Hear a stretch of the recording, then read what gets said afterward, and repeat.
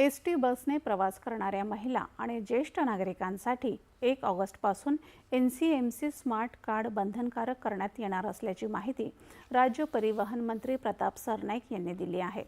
एसटीचा प्रवास अधिक सोपा व्हावा आणि डिजिटल व्यवहारांना चालना मिळावी यासाठी हा निर्णय घेण्यात आल्याचं त्यांनी सांगितलं।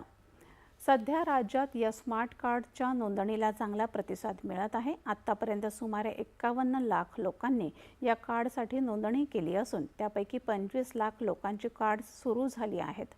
त्यांचे कार्ड अजून मिळालेले नाही आणि ज्यांनी अद्याप नोंदणी केलेली नाही त्यांनी लवकरात लवकर कार्ड काढून घ्यावं असं आवाहन त्यांनी केलं आहे। लोकांना हे कार्ड सहज मिळावं आणि कोणतीही अडचण येऊ नये यासाठी राज्यभरात 4000हून अधिक कार्ड वाटप केंद्रे सुरू असल्याची माहिती सरनाईक यांनी यावेळी दिली।